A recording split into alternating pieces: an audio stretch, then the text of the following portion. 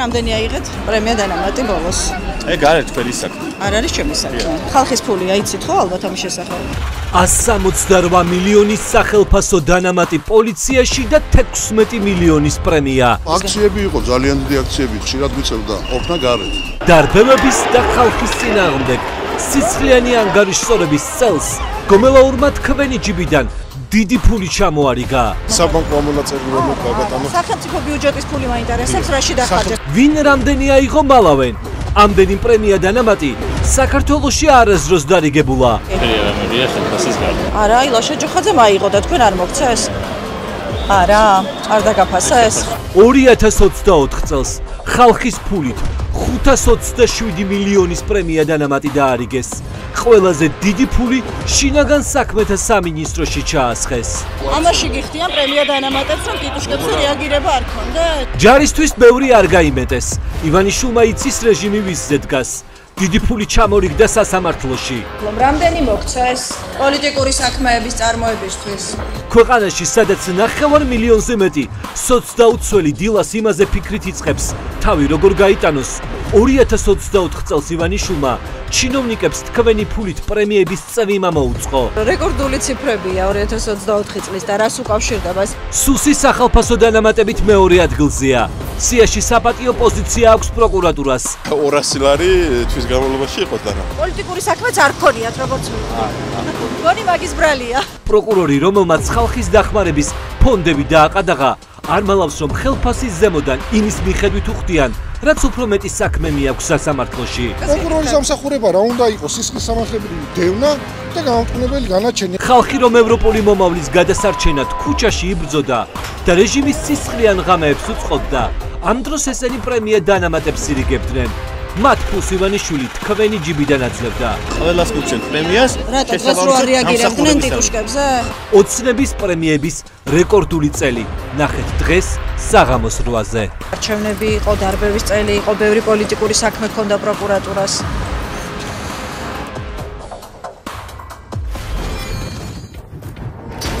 ქართული ოცნება და შაურმების ბიზნესი. ოცნება შაურმის წილში ჩაგიჯდათ? აქამდე ვიცოდით მათი მშენებლობები, ტენდერები, ავტოსალონები, სასტუმროები. დღეს კი ამ ეთერში ნახეთ, რომ შაურმების ქსელიც მათია. დაგათმობინეს ეს წილები, ეხილებს აღარ ბრძოლებიან ჩვენ თავს ვიმართლებ. დღეს გიყვებით როგორ ჩაიგდო ხელში გდანის შაურმების ცნობილი ქსელი კაცმა, რომელიც ყობახიძემ სტრატეგიულ თანამდებობაზე დანიშნა. ქართული ოცნების დესპანი რუსეთში შაურმების ბიზნესიდან რამდენს იღებს? ვისაც შაურმების ქსელი ეკუთვნოდა, ამბობს რომ წილი ისე სწრაფად და ისე იაფად გადააფორმებინეს, რომ გააზრებაც ვერ მოასწრო.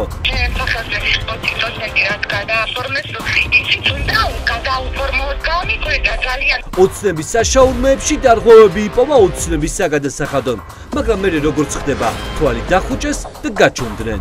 საკითხავია რა დაუფორმა თუ გადააფორმა. ისინი არ დათმობდნენ ისე. სად მიდის წილი თითო შაურმიდან? ნახეთ 8-ზე. გივი მუქერიას ყვეძა. მუქერია ამერიკაშია. ტიტუშკები გარბიან. მაგის მოყვანილი არ იყო ქართული ოცნება?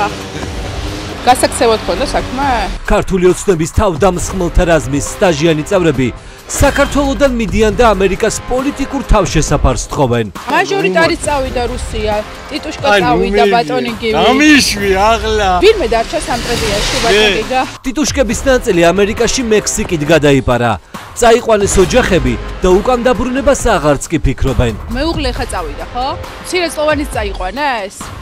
ქვეყანას ტოვებენ ოცნების წევრები რეგიონებში. ის ხალხი, ვისაც კალაძის მშობლიურ მხარეში თანამდებობაც ჰქონდა, ხელფასიც და პრემიაც. რატომ წახვედით ამერიკაში ბატონვალე?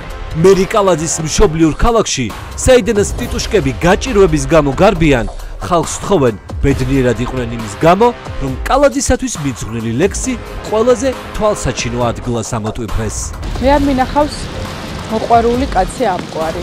საქმენი შენი უხმაუროდ მაინც ხმაურობს. ბატონო ლაშა, გხედავთ და გიღებთ და რატო გარბი ხართ? ვიზზე დებენ ფსონს პოლიციაში. საშა გოგნიაშვილი, რატო გაიქს? რატო დარბის ეს კაცი? რამე რეკორდი ხომ არ აქვს მოხსნელი სირბილში? კაცი, რომელსაც ქართული ოცნება მოძალადეთ და იარაღის ჩამდება დაცხადებდა, ახლა თავად დანიშნეს თბილისის პირველ პოლიციელად. რა არის ის ფასი, რის გამოც დაივიწყეს თქვენი წარსული, მითხარ? ბედოიდის კადრი ხართ? ჩადებების დიდო სტატი ის არის. ივანიშვილის გუნდი, რომელიც წინა ხელისუფლების დროს ამტკიცებდა, რომ პოლიცია ტერორის მომწყობი ხალხით იყო გადავსებული, ახლა გაჩუმდა, როდესაც იგივე ხალხს თავად ნიშნავს უმაღლეს თანამდებობებზე. გამოსწორდა გოგნიაშვილი. რა თქმა უნდა, გამოსწორდა რაც. გადაეჩვია იარაღის სავარაუდო ჩადებას, რაშიც ამხელდით. სოზარ სუბარი კაცზე, რომელიც მისმა პარტიამ თბილისის პოლიციის შეფად დანიშნა, ამტკიცებდა, რომ კრიმინალი და პოლიტიკური ნიშნით ხალხის მდევნელი იყო. ახლა როდესაც ვეკითხებით, დუმს დაგვემალება. ბატონო ალუდამ, რატომ იმალება ბატონი სოზარ სუბარი უკვე მე-7 საათი? როგორ აწინაურებენ ივანიშვილის ხელისუფლების პირობებში ხალხს, ვიზეც თავად გვიმტკიცებდნენ, რომ პირსისხლიანი პოლიციელები იყვნენ. მოვითხოვთ რაშა გოგნიაშვილმა საწრაფოდ დატოვოს თანამდებობა. მხოლოდ ფაქტები დღეს 8 საათზე. ისეთი მოწამლული იყო, მეც რო ვეფერებოდი, ორივე ხელი დამეწვა. ისტორიის გაკვეთილები მათთვის, ვინც ცდილობს რუს ჯარისკაცებს ქართველების მკვლელობა ჩამორეცხოს.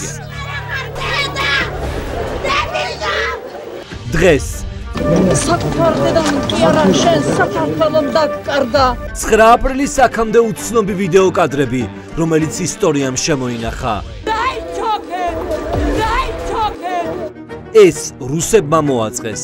რუსის ჯარისკაცები იდგნენ წელზევით შიშვლები და მზეს სულნიშნავენ გრუზიაში. და ესეც რუსებმა მოაწყეს. ეს მე ვარ. ეგ ბოლო ღამე იყო.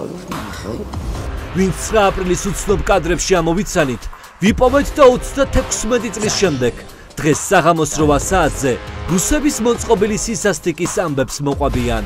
ვორონეჟიდან და პერმიდან ჩამოყვანილი რუსული სადამსჯელო რაზმი. 36 წლის წინ, რუსების წინააღმდეგ ქუჩაში პროტესტით გამოსული ხალხი, ტყვიაზე რომ იდიოდა საქართველოსთვის, დღეს უყურებენ ხელისუფლებას, რომელიც მკვლელების ხსენებასაც ვერ ბედავს.